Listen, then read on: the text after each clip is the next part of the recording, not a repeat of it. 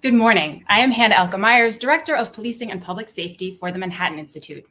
In almost every crime category, New York City numbers are up since last year. For crimes like robbery, grand larceny, auto theft, rates have nearly or more than doubled.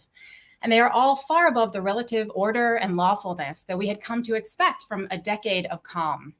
But nowhere are New Yorkers more worried and scared about crime than in our subways. Not only is transit crime up 62% since last year, the extremely rare but brutal events like the pushing death of Deloitte executive Michelle Go this past January, and the attack just last month when Frank James shot 10 commuters in a smoke-filled rush hour subway car have an outsized impact on fear and avoidance. This presents an enormous challenge to the transit system, where weekday ridership still struggles to hit 60% of its pre-COVID levels. And without bustling subways, New York will struggle economically to return to its former levels of activity and success. In addition to the rise in subway violence, fare evasion levels, which have reached 30% for bus riders and have doubled in the past 2 years for subway riders, pose a huge problem that impacts both safety and fiscal viability. Fare beating is associated with other crimes committed in the system, and it is reaching such critical levels that otherwise law-abiding New Yorkers are deciding to slip through without paying out of sheer frustration from watching others slip through. Over the winter, Mayor Eric Adams and Governor Kathy Hochul announced a joint state and city plan to secure the subways. And just 2 weeks ago, the Metropolitan Transportation Authority, the MTA, announced the formation of an expert commission to focus on fare evasion and combating crime. We are incredibly lucky to have guests in the best position to discuss how to make these strategies a success and return trust, safety, and prosperity to New York City's subways. Before I introduce our guests, I'd like to invite our viewers to please throw questions into the chat boxes on whatever platform you're watching, and I'll do my best to work them into the discussion. Nicole Gelinas is a senior fellow at the Manhattan Institute, a contributing editor of City Journal, and a columnist for the New York Post. She writes on urban economics, finance, and transit, and also contributes to the New York Times, the Wall Street Journal, Los Angeles Times, among many other publications. Nicole is a CFA charter holder and the author of After the Fall, Saving Capitalism from Wall Street and Washington. She is also almost finished with a book on New York City transportation history, including a very good chapter on crime in the subways. I encourage you to please read her recent Manhattan Institute report, which follows on her earlier report from last June, breaking down crime in the subways and policies affecting it. We are also fortunate to have John J. McCarthy, who is the Chief of External Relations of the MTA, overseeing communications, media affairs, and local, state, and federal governmental relations. He advises the chair and senior leaders on policy issues, including budget strategies, the capital program, and operational decisions. John was previously Chief of Staff at MTA Construction and Development, and also served as Special Advisor for Operations and Initiatives. Prior to joining the MTA, John held positions in the administration of Mayor Mike Bloomberg, including Senior Advisor for Public Safety and Deputy Press Secretary in the Office of the Mayor, and as Assistant Commissioner and later Deputy Commissioner of NYPD. He is a graduate of Fordham University and Fordham University School of Law. Thank you for joining us, John. And last but not least, NYPD Chief of Transit, Jason Wilcox, who joined the New York City Police Department in 1987, serving on patrol in the 44th Precinct. He has served on investigative units within the Detective Bureau, including the Central Robbery Unit, Detective Bureau Bronx, and the Specialty Enforcement Division. Prior to being named Chief of Transit Bureau in January, he also served as the Commander of Transit Bureau Manhattan, overseeing the deployment of all NYPD resources and police operations within Manhattan's very important subway system.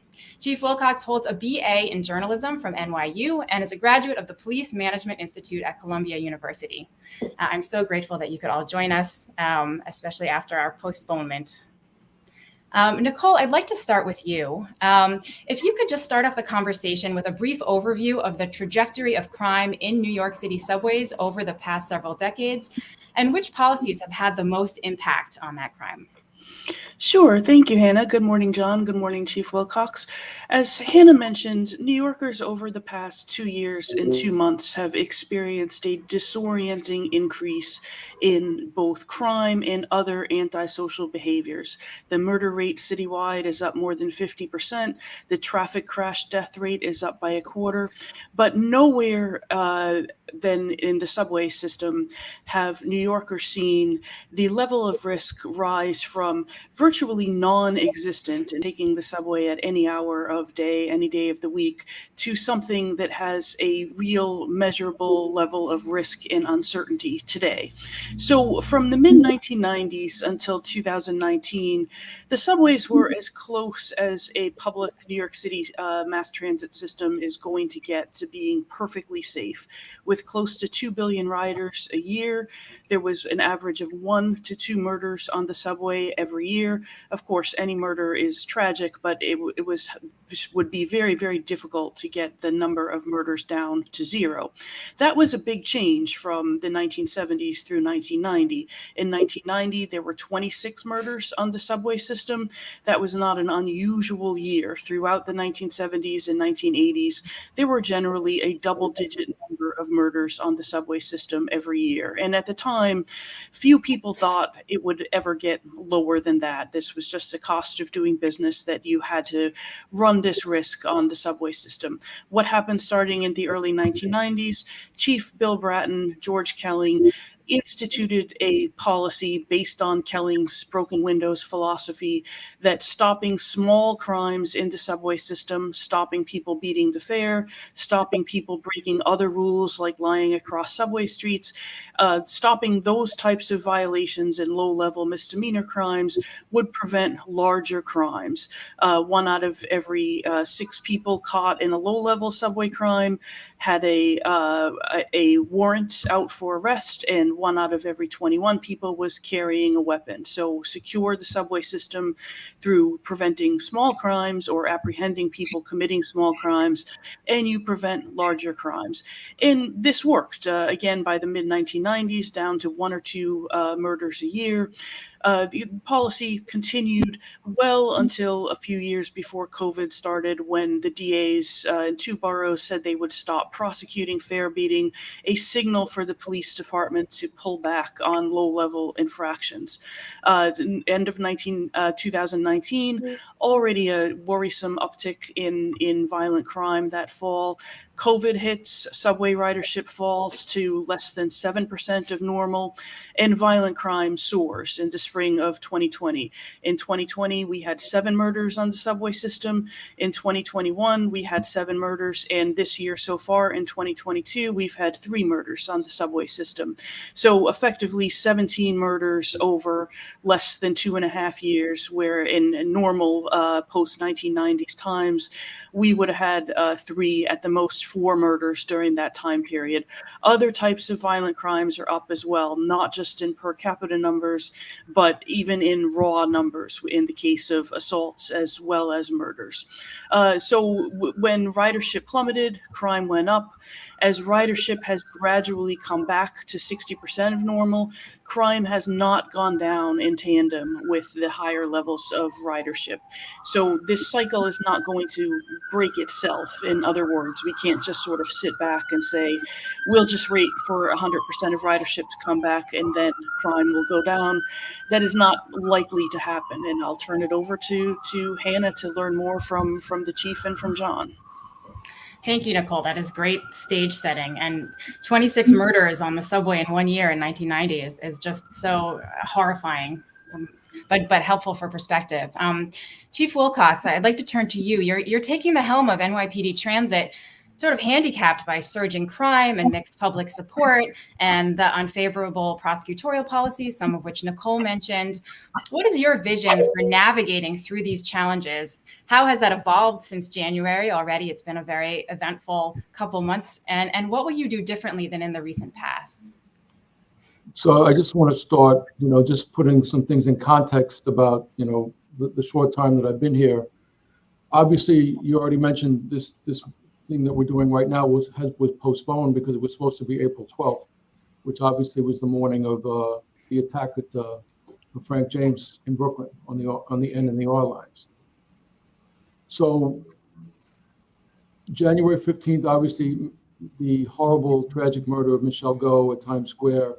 I'm in the detective bureau at that time, but I oversee the transit squads, detective squad, so I respond. And obviously, I'm at the scene, at the crime scene, and assisting in that investigation. 10 days later, approximately, I'm now the chief of transit. So that's, what I'm walking into, and that sort of palpable feeling of fear and anxiety that people are dealing with in the system. So as we move forward to make people feel safe, one word I use over and over again, and I've told our officers, is determined. We are a transit bureau determined to fight crime and to make people feel safe. So clearly, when you look at the crime numbers that we're fighting this year, you mentioned a 62% increase, and that is what it is. And we're fighting the low numbers from last year, and we're struggling with that. When you look historically at some of our pre-COVID numbers, we're actually in a larger index crime picture. We're actually down. If you go to the end of May or to the beginning, to May 1st for the first 4 months of the year, we're actually down 11% for 2 years and about 7% when you compare to 5 years. But those are just numbers, and we have to make people feel safe again. So how are we doing that? It's kind of getting back to what we've done in the past, some basic elements. I was in transit, as you mentioned, from 2006 to 2013, and I'm trying to return us back to some fundamental crime fighting aspects that we know work. And one of them is obviously uniform train patrol. 54% of our crime is on the train. That's where we need to be. Another 24% is on the platform. So you're talking like 79% of our crime is on the train and the platform. We are doing an extensive push all year long to get our officers on the train, doing train runs. We've initiated a sort of a strategy of, I call it multi-borough, multi-district train runs. That is going to increase exponentially. We're going to continue to work on that. We're building a train patrol force that's going to work on the overnight, strictly doing train patrols. And that's on top of what we've already accomplished so far this year. So train patrols, again, back to what we've done in the past, greater attention to quality of life. And I'm including theft of service in that, but I'm also including quality of life violations that are brought to my attention, regularly, that really affect people that are riding the trains. Public urination, smoking, drinking, people outstretched on the trains, things of that nature. We're addressing that. Effective deployment, crime analysis, strategy, effective, essential enforcement of crime and making arrests. We're up over 1,000 arrests compared to where we were last year at this time.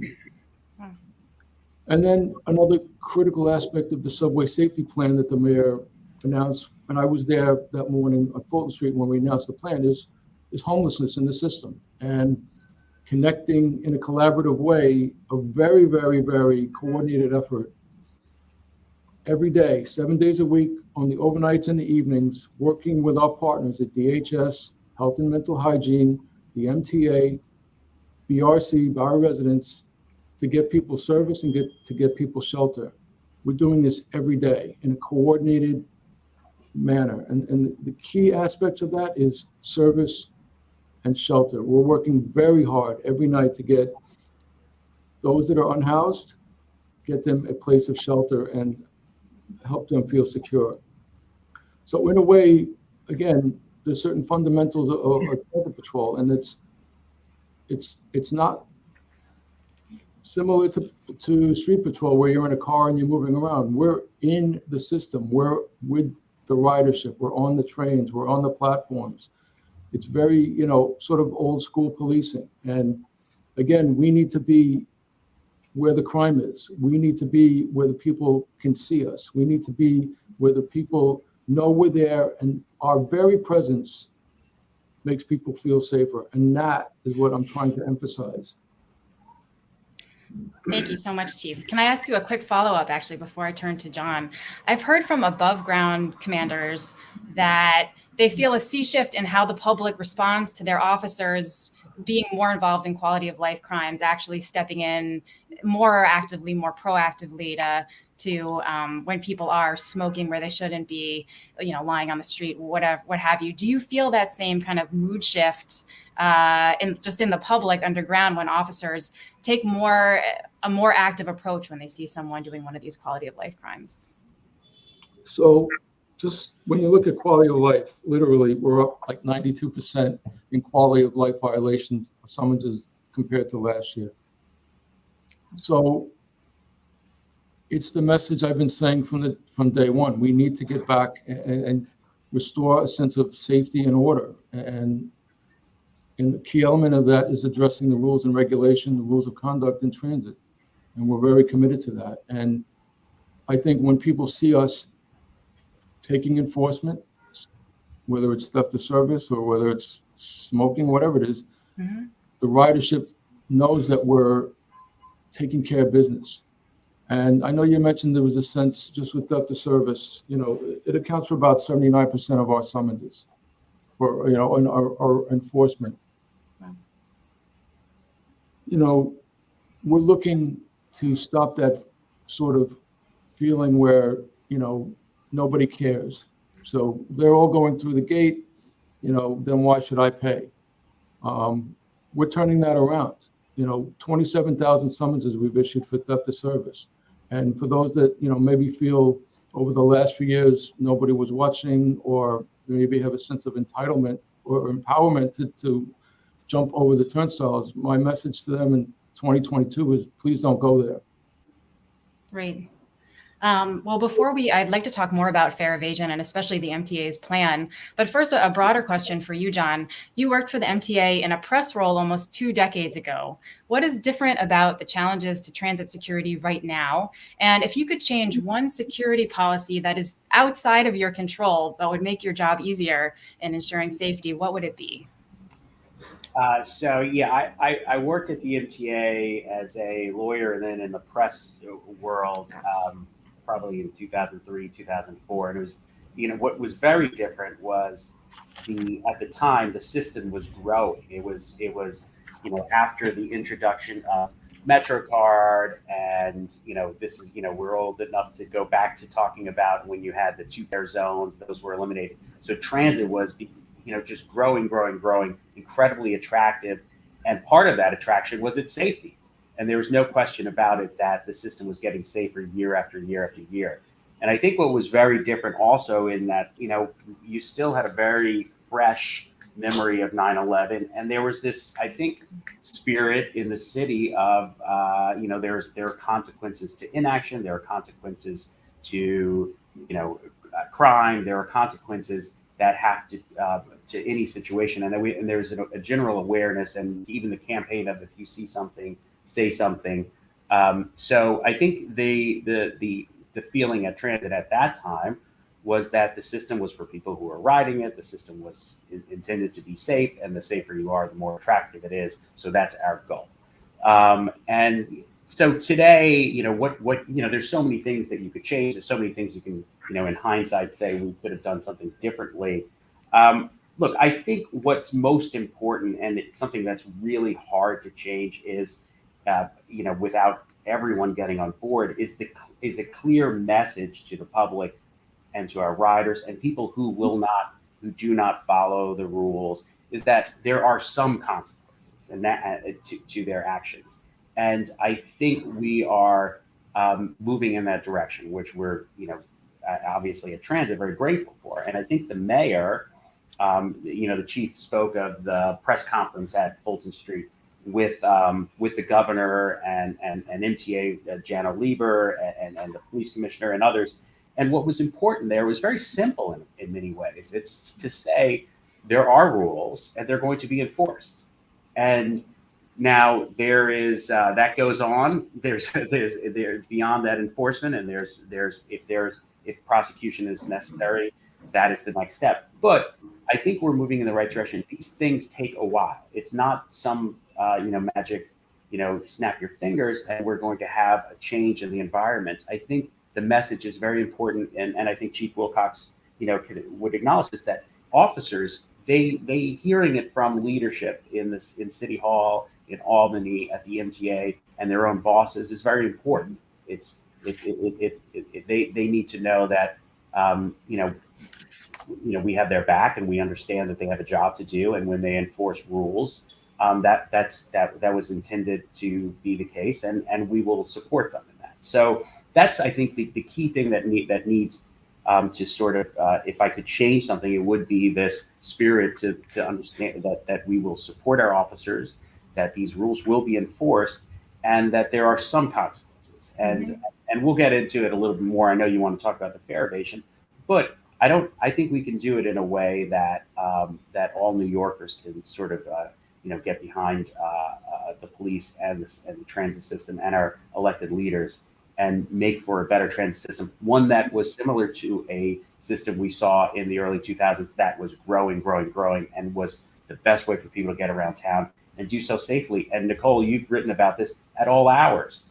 And that's because the more people riding, the safer it is. It's just it makes for a better system.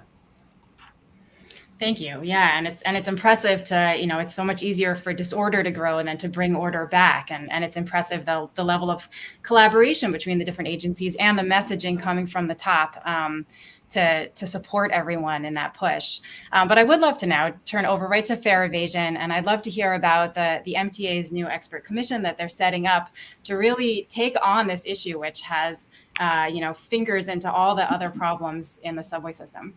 Sure, Hannah. So I think, about a week and a half ago, Janet Lieber announced a panel that would study the issue of fare evasion and also solutions. And, obviously this is something that's been talked about in the past, the problem of fare evasion and the consequences of fare evasion. And one of the things that Jano did was, he started to see we all did, we start to see the numbers growing, particularly on buses. We see it growing on subways. It's a huge problem that is growing, but the solutions that have sort of been put forward in the past were very much just focused on enforcement, which is part of it. But I think there's an acknowledgement that there needs to be more done. And so the panel that we put forward, which is, it has some really terrific people on it, including David Banks, who's the school chancellor, and David Jones, who's on our board, who's been a leader in the anti-poverty space for a long time, and a critic of over-policing or policing that's not done correctly. And then we have a wide variety of folks who come from different parts of the city's fabric. But it's not just focused on enforcement. It really is focused also on education, educating people why we have fares, why we need to be good citizens, why we need to support our transit system. It's focused on design. In many ways, the way we have our fare areas designed, particularly with the tall slam gates that I think all of us have seen open and people just walk through. Many of them, I don't think they wake up and they say, I'm not going to pay my fare today. But it's sort of attractive as you're walking towards the fare. I've seen people with their Metro cards out and they make a beeline because it's an open gate, and you know what? That's it just seems like everybody else is doing it. Mm-hmm. When we look at the numbers, as you see those numbers grow, we worry that's another floor collapsing. And that's, the emphasis on that is when we hear from our paying customers, many of them are not well off. They're hardworking folks who they have come to our fare hearings. Whenever we have to have a fare increase, we're required to have hearings, and we hear from people. And many of the people, they articulate a frustration when they see others just jump the turnstile or walk through the fare gate. So it's an important, it goes beyond the revenue, it goes beyond the enforcement of it. It really goes to, wait, we're all in this together. We don't want to lose all our customer base, and because there's this incredible non-compliance. So that panel's put together. We're going to, it's an all of the above. It's no simple solution. We understand that. Part of it is, of course, working with our partners like Chief Wilcox on enforcement, and also with the district attorneys and others, because the enforcement, a young person who, skips the fare, that's not something that we want to criminalize. We want to, there could be instruction videos, there could be something else. We just need people to understand that there is a consequence to skipping the fare, and it's a consequence that's felt. It's borne by the entire transit system because of the magnitude of money that is, it's also a very real revenue issue at the end of the day. So look, I think it's a, it's a very serious attempt to deal with a very serious issue. There's no mistake, and Chief Wilcox, I'm sure you'll weigh in on this, but at the fair area, there are people who skip the fare who are not, they're up to no good. Not everybody who skips the fare is up to no good at all. Some, as I said, people just walk in for whatever reason. But yesterday, I saw in some notes that came through, there was an incident, and there was a guy in the Bronx who skipped the fare. Police officer stopped him for fare evasion, and there was a warrant out on that person, and an appropriate search was done, and they recovered a weapon, Chief. And I think you may speak to this, but that happens. We all know that happens, and we don't know what would have happened with that individual if they went into the system in the Bronx. If there may have been someone who would, in all likelihood, someone who would have been a victim of the crime, but for the really good work of our police officers at that station doing their job. So, it's important for people to understand that this is, a looking at fare evasion. You're looking at a lot of different things. It's safety, crime prevention.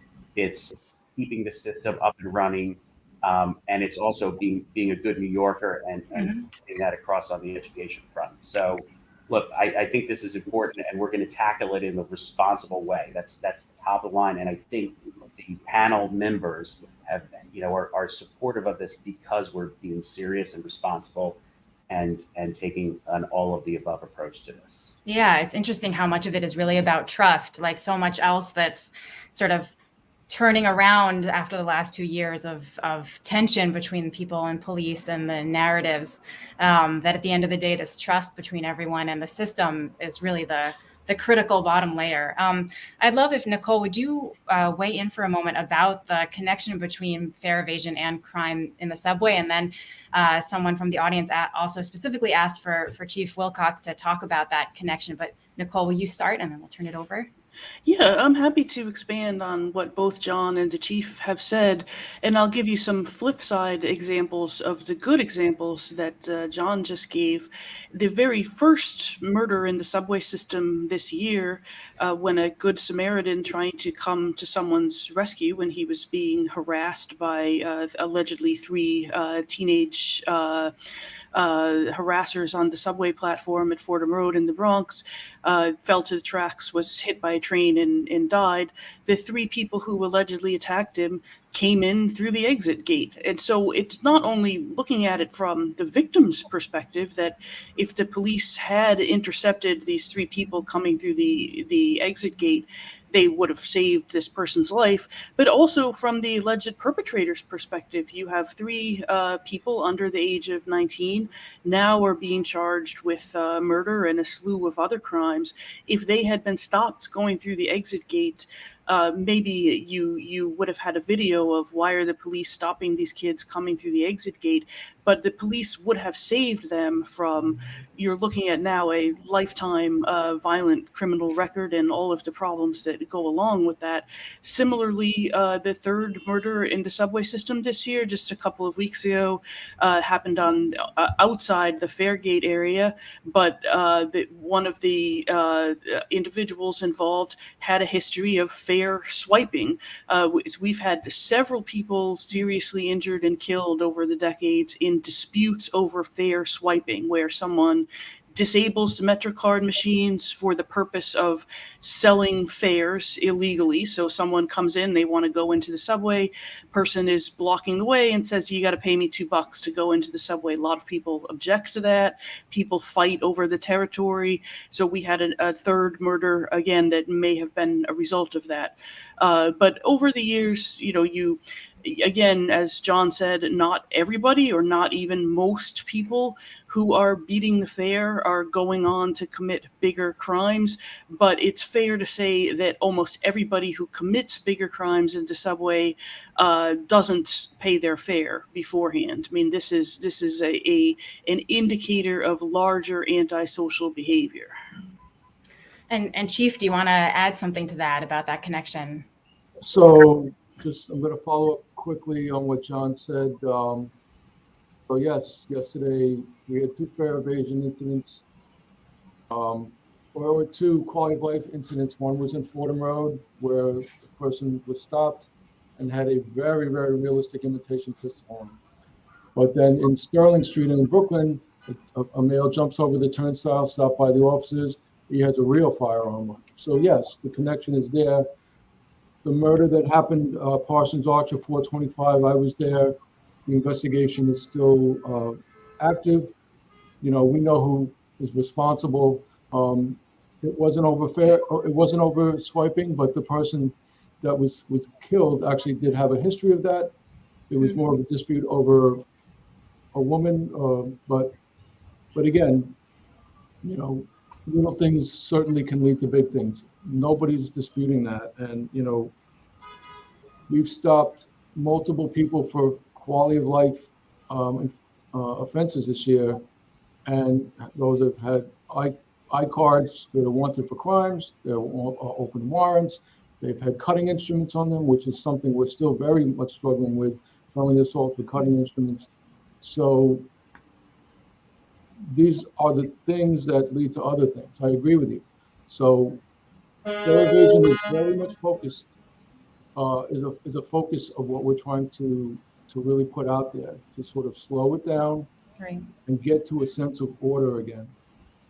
And I suppose the Omni system, which maybe we'll talk about in a minute, is another way to try to minimize the issues with all the fraud around the fare. Expanding on the conversation about narrative and public opinion, in the past 2 years, the narrative of police racism has had a huge effect on policing policies, on how proactive cops are, and on how the public view police actions. And nowhere is this more felt, really, than in the subways, where proactive policing is routinely decried as a systematic bullying of Black New Yorkers. I'd like to start with you, Nicole. And sorry, there's some rustling in the background here. I hope everyone can hear. I'd like to start with you, Nicole, because you have received a lot of nastiness over Twitter and elsewhere, just for highlighting how greater enforcement of laws underground can increase public safety.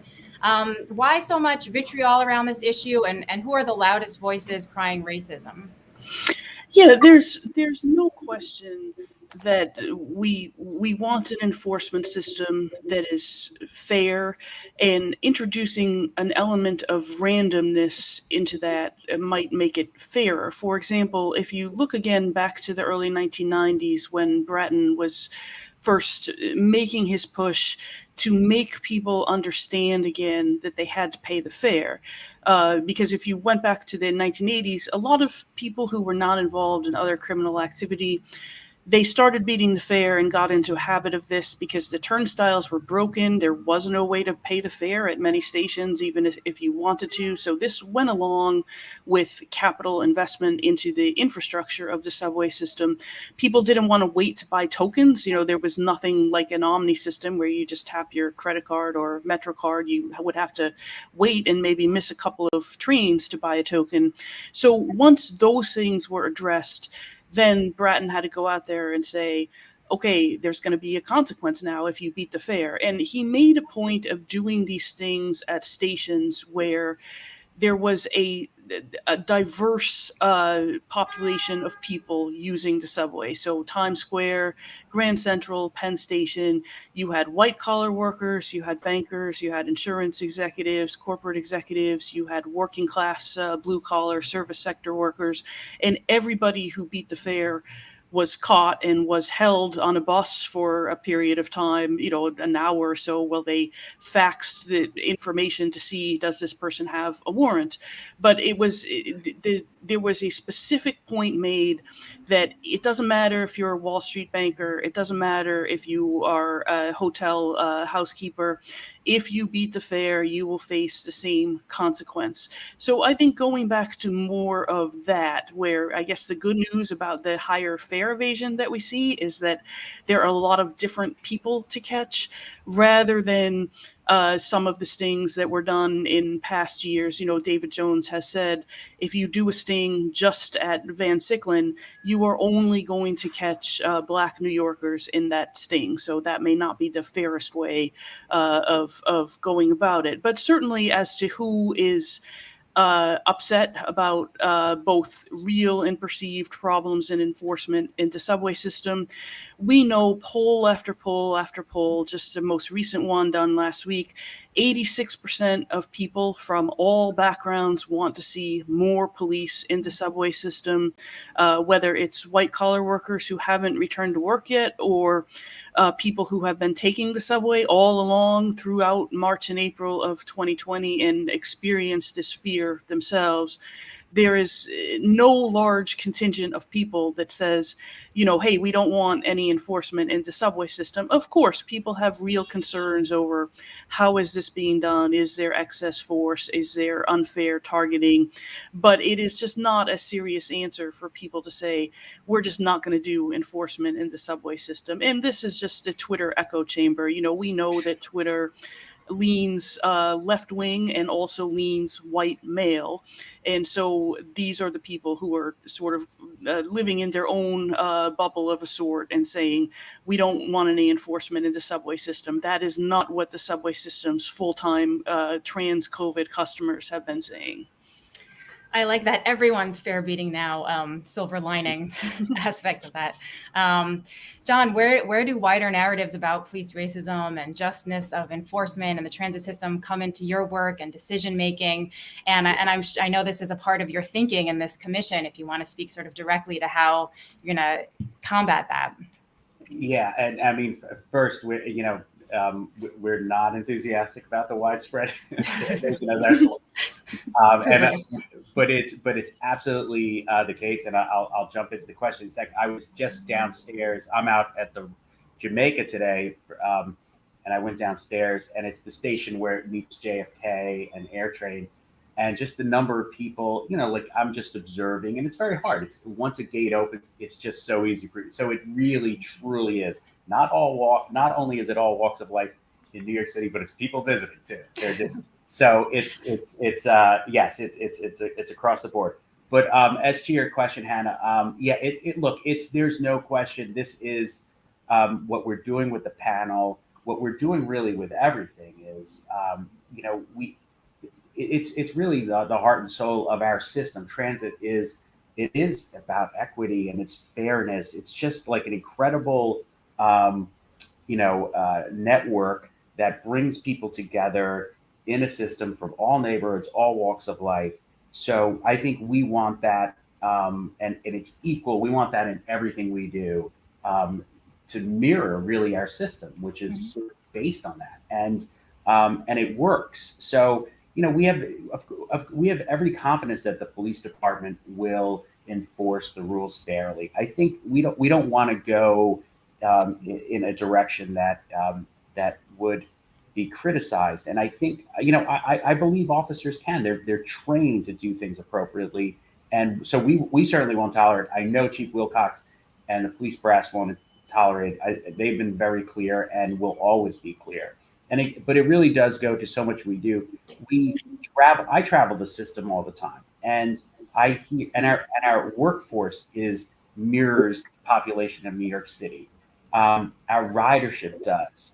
And when you ride our system, particularly as you go out to neighborhoods in I grew up in Queens and outer borough, right? That sort of terminology. There are people who are frustrated. They want a safer system. They want a system that they can be comfortable in. And I don't think they want it to be that those efforts to make the system safer to be jeopardized because we don't do it right. So we have to do it right. Mhm. We will, our word is we will do it right. There is just no question about it. We just cannot go in a different direction, because then it's just we will have gone back on promises made. So Right. we're not going to do that. It would undermine the entire effort. To look at a specific example of something that garnered some contention, Chief Wilcox, a viral video last month of officers arresting a young woman for fare evasion led to cries of racism and police abuse, even though the woman is charged with biting one officer, punching another in the face, and kicking a third in the groin. How are the department and your officers themselves countering this narrative? So I'm familiar with the incident. It happened last month at Nostrand Avenue.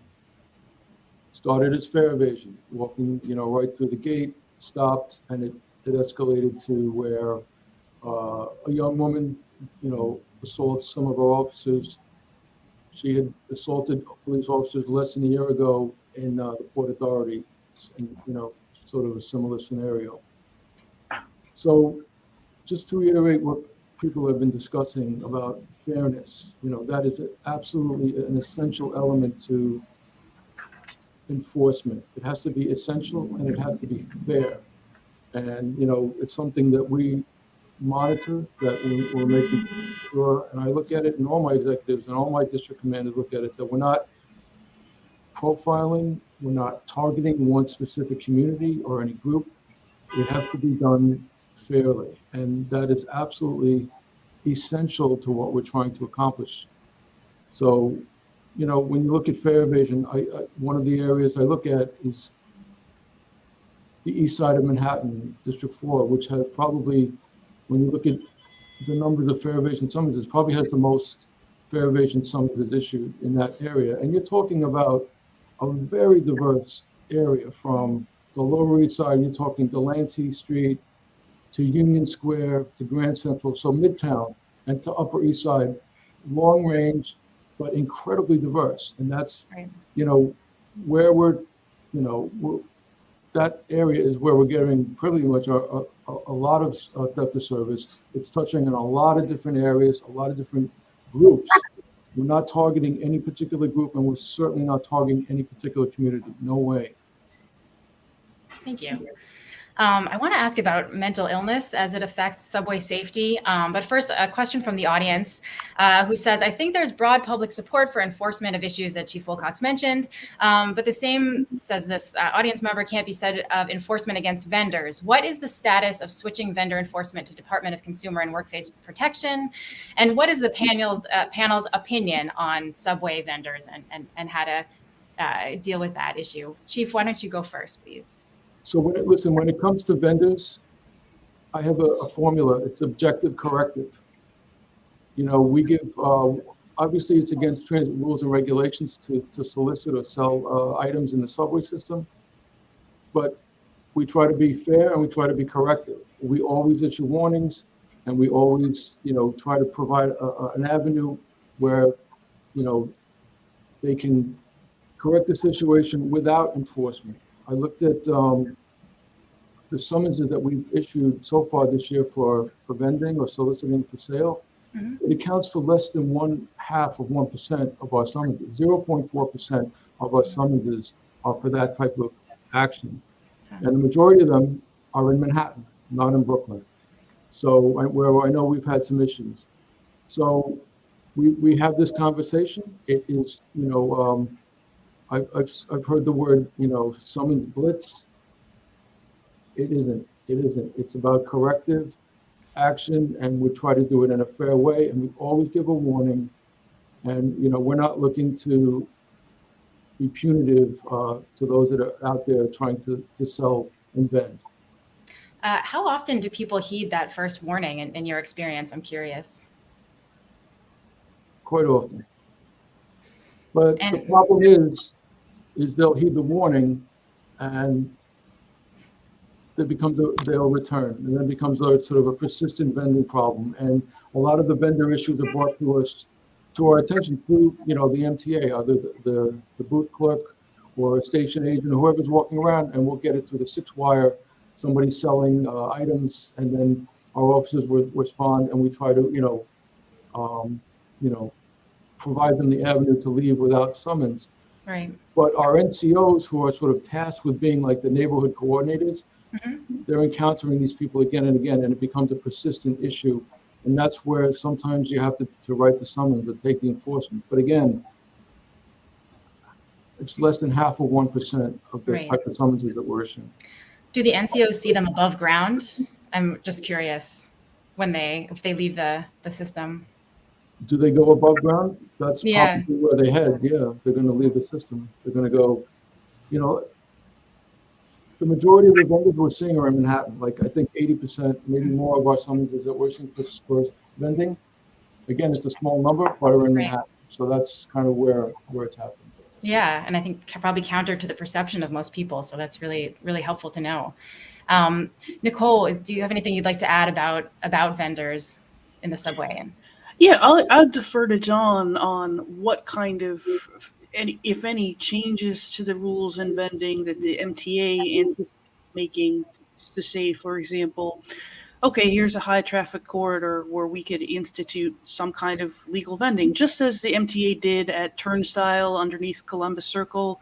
You've got, 24 stalls there where many small business entrepreneurs, including immigrant restaurateurs, have opened up a stall. They're legally selling food and other products. Turnstile has been fairly successful, although obviously suffered during the pandemic.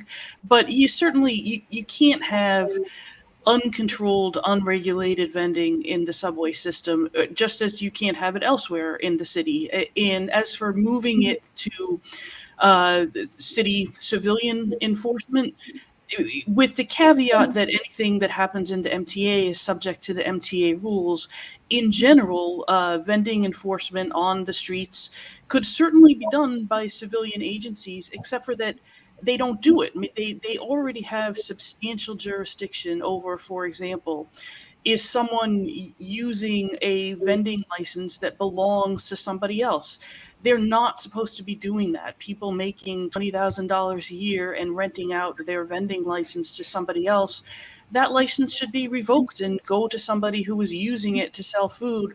This is very straightforward to enforce, but it is just never enforced. The same group of city council people, many of them now moved on to higher levels of office, have been saying they're going to fix this problem for 20 years and so far done nothing about it. So when you see an immigrant vendor being arrested on the 10th summons by the NYPD and getting a desk appearance ticket, don't think about that incident. Think about, why is this city council person who has been talking about this for 10 years, why has this person and the rest of the city council not addressed this issue? And if they can't address it, then they shouldn't be focusing on individual incidents. And I'd love your thoughts, John. I just want to tell the audience real quick that because of technical difficulties at the beginning, we'll be going 10 minutes over till 12:10. So I hope everyone can stay with us. John. Hannah. So Nicole's right. I mean, look, are there things that can be done with vending in the system? I think so. Like at Turnstile, which is, it's a great space.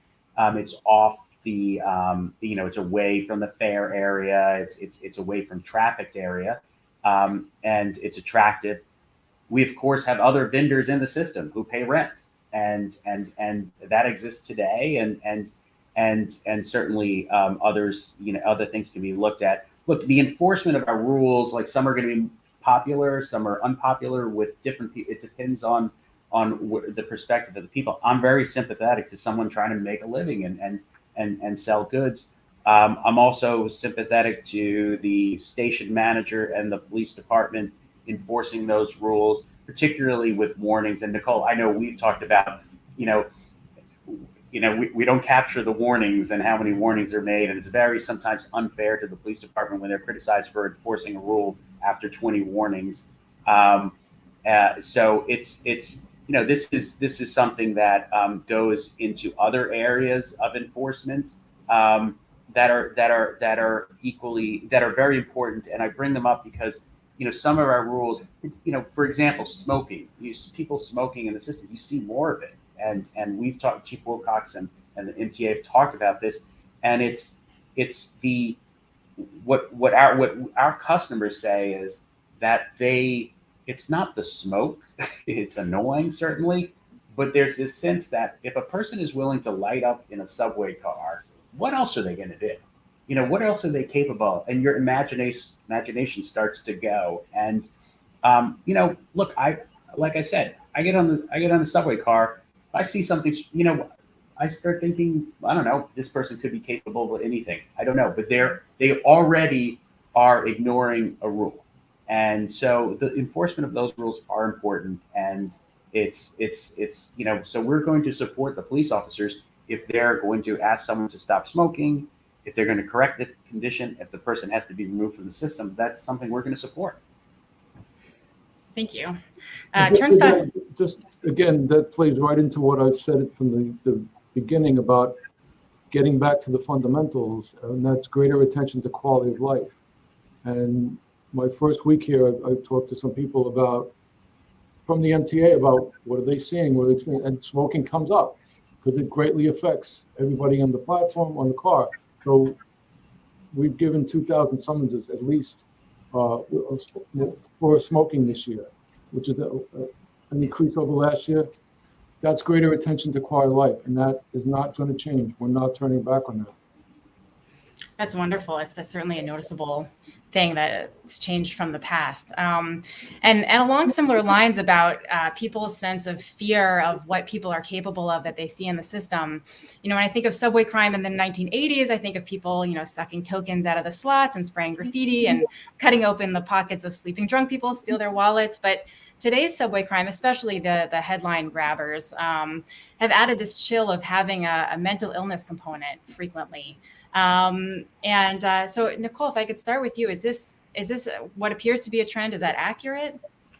Yeah, you really did grow up on the Upper West Side if you know about the token suckers. But yes, I think this goes to the issue of where does policing stop and mental illness treatment begin? And this, as we know, is both. It's not an MTA role to offer long-term treatment to the mentally ill and/or drug addicted and/or homeless population in the subway. This is something that the city and state, and to their credit, Adams and the governor have proposed and are doing much more of this. But if someone has managed to rack up 20 civil summonses for fare evasion, for smoking on the subway, for other low-level infractions, and clearly this is a person suffering from mental illness. They have no place to live. They are addicted to drugs and so forth. Then this becomes a city role of how do you get this person into long-term treatment, into a psychiatric bed if that turns out to be necessary. We know, as our colleague Stephen Ide has said, the number of beds is down significantly over the past decade. Many issues to think about with treatment of mentally ill, addicted individuals. But it also comes back to the issue of, the city and state figure these issues out. People cannot reside and commit infractions in the subway and make transportation and commuting difficult and deter people from commuting. This is not a solution to say we haven't fixed these problems, therefore we can't enforce the rules in the subway. Chief Wilcox, what are you seeing in terms of mental illness, and how are you instructing your officers to interact differently with people who are expressing some mental illness? So this really plays into the subway safety plan that we initiated back in February. A key element, and I said it before, is how we deal with homelessness in the subways. Our officers, this is not a new thing. We deal with homeless for years, and some of them have emotionally disturbed histories. We've taken probably 1,500 homeless to hospital this year. Maybe a quarter of them have been, emotionally disturbed or have mental crisis. Mm-hmm. But what we're doing this year, which is, I think, critically important, is the way we're coordinating as an entity, as a police department with DHS, health and mental hygiene, since we've been going out every night on the trains with the joint response teams, which is at least 5 to 6 teams that go out on the trains every evening. 2 police officers escort members from DSS, and also often there's clinicians and nurses on those teams. So that's trying to get the right people to those in crisis, to mental crisis. It's a significant issue. And we've done work on the trains. We do work at the end of the line stations every night. This is not like a once a week or once, every night, every evening and every overnight. Difficult work, but we're out there supporting the team. It's not just about us. And the MTA police officers are also out there doing the same thing. So it's a team effort. And I'm going to just talk about what we're trying to accomplish and what we've done in just a few short months. Please.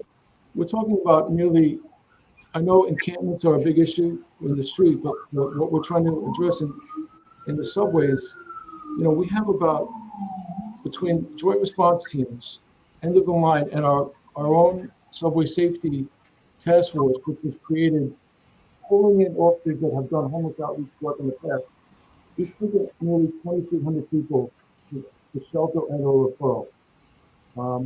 There's more work to be done. We'll never deny that. But that's a significant effort and a significant number of people that we're connecting right then and there, homeless to service, getting them to the right people. Do many of them walk away and don't accept the service? They do. But that doesn't mean we're going to stop trying to get to them and get them where they need to be in a better place. Follow on to that, how does that tie into the large increase in trespassing in the trains and things that we've seen, like these 2 French graffiti artists who were in the train system and were killed, and sort of a perverse rising trend that maybe people are less aware of than the more obvious other crime they might see? So again, the mayor's talked about this, about people, it's not dignified for people to be living on a platform bench or at the end of a platform or in a car, and certainly not in a tunnel. And we've seen, homeless people, that are living in tunnels. We've done operations, and we're going to continue to do regular operations with the MTA Safe and Secure Room Unit and our Special Operations Division people, where we're going in the tunnels and trying to extract the homeless out and get them to shelter. You can't have people living in the tunnels. It's so unsafe in so many different areas. We've definitely seen an uptick this year, no doubt, in people getting hit by the train or being on the track or trespassing on the track. There's a myriad of reasons why these things are happening. Some are homeless. You mentioned, and it did get a lot of attention, the graffiti artists that came from France. They haven't been able to come over here for the last few years. So now we're starting to see an increase of, we call them layup pits, where trains and tunnels are being graffitied. And, that's something we're very, very concerned with. We don't want that to happen. And those 2 French artists or graffiti artists had, I actually went to that scene on Sutter and Rutland. They were walking into the tunnel to probably, because there's trains laid up in there, they were probably going to do graffiti on the train, and they actually had a bag with spray cans in them. They obviously never got to their destination. So, sad in many ways, but it's indicative of what some of the things we're seeing. So again, we're working very close with the MTA for graffiti at the train yards, at the layup stations in the tunnels. We have a dedicated vandals unit that works specifically giving this sort of attention to it. We're working with the MTA to get people that are living in tunnels, get them out of the tunnels.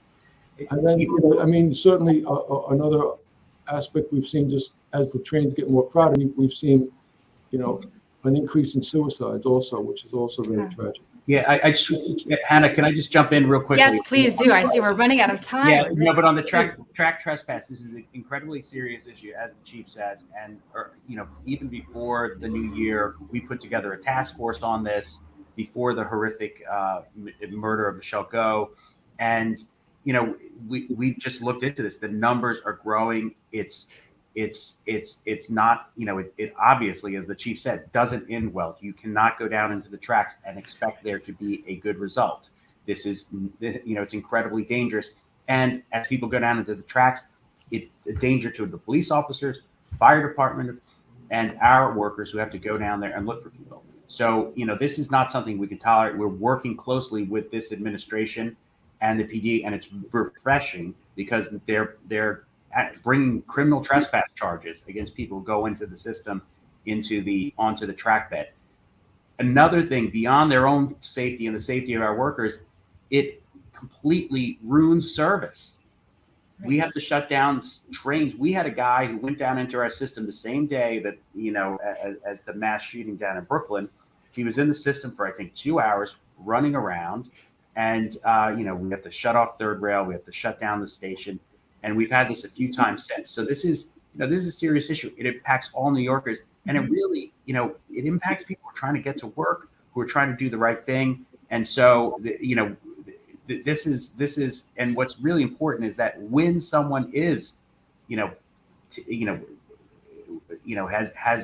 charged with criminal trespass, we really need to see that through. We can't have this person coming down a week later, a month later, 2 months later, and causing the same chaos in our system. So this is a very important thing. We're watching it very closely, and I hope others do too. Thank you. And at that one point, and this plays into trespass, but it plays into everything. To really get where we need to be and to accomplish what we need to do, we definitely need the support of our county district attorney's offices. It's a must. We have to have their support when we make arrests for crimes that are occurring in the transit system. We need their support. Absolutely. Do you feel that there's diminished prosecution because cases are dismissed because of discovery reform and ADAs are just busy and it's kind of a triage of importance, or do you feel it's more what you feel more in real life is the impact of declining to prosecute policies where they're saying I'm just not going to prosecute this as an office policy? So as I just found in the Detective Bureau, it's very intertwined, whether it's bail reform or raise the age or certainly discovery. A lot of these things, there's no one thing, it's a lot of things that sort of impact on maybe offenses getting declined prosecution or people being released over and over and over again and then committing the same crime. This is recidivism. And this is not new to me. I learned this a long time ago in transit. Recidivism is a huge problem in the transit system. You have the same people doing the same crimes over and over and over again. That has to be addressed. That has to be taken very seriously by our district attorneys. Yeah, that's the issue with prosecution is that nobody is saying somebody should go to jail for fare evasion. But if you have piled up 10 civil summonses, 25 civil summonses, never paid these tickets, there's something going on that needs to be addressed, and there is no effective deterrent unless you go to the misdemeanor level, and maybe that person can enter drug treatment in lieu of having a misdemeanor record. But you can't just say it's fine just to ignore civil summonses. There has to be some escalation if the person will not respond to the civil deterrent. Such a huge component, and I want to thank all three of you for joining us today. Thank you to Chief Wilcox and to John McCarthy for all that you do, your determination to make the city run, to get our subways as safe and as fair and as lovely as They should be and will be. And Nicole, Jelinas, thank you so much. Before we close, I'd like to thank our public audience and wish them to sign up on our website to receive updates from the Policing and Public Safety Initiative, including information about our upcoming events. This coming Thursday, May 12th, we'll be discussing New York City hate crimes with Wei-Hua Chin, Mitch Silber, and MI scholar Charles Fain-Lehman, who has a new report on the topic. I invite you all to check out ahead of time. On our website, you can also browse Manhattan Institute's research, including Nicole's work, and subscribe to our newsletters. If you are able, please also consider supporting the Institute at the link you see below. MI is a nonprofit organization, and our work depends on the support from people like you. Thank you so much to this wonderful panel for your time today and all that you do for New York. Thanks, Hannah. Thank you. Be safe, everyone. You too.